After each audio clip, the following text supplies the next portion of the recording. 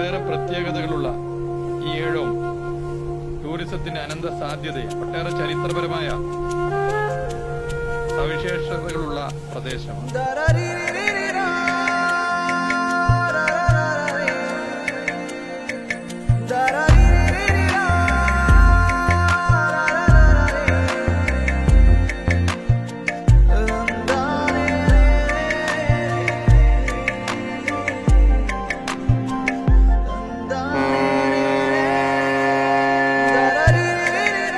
തെയ്യങ്ങളും കാവുകളും നിറഞ്ഞ ഈ നാട് മലകളും പുഴകളും വയലുകളും കൊണ്ട് സമ്പന്നമാണ്.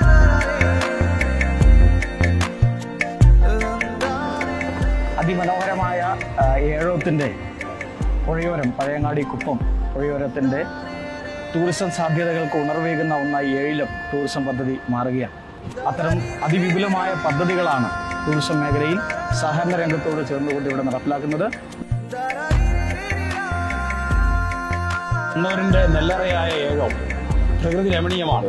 ഏഴോം ഏഴിലം ടൂറിസം പദ്ധതി തീർച്ചയായും കേരളത്തിന്റെ ടൂറിസം ചരിത്രത്തിൽ ഒരു വലിയ സ്ഥാനം നേടാൻ പോകുന്ന ഒരു വലിയ പദ്ധതിയായിരിക്കും എന്ന കാര്യത്തിൽ യാതൊരു സംശയമില്ല. ഇവിടെ ഒരിക്കലൊരാൾ വന്നാൽ ആ വ്യക്തിയുടെ നാട്ടിലാകെ പോയി ഈ പ്രദേശത്തെക്കുറിച്ച് പറയുകയാണ്.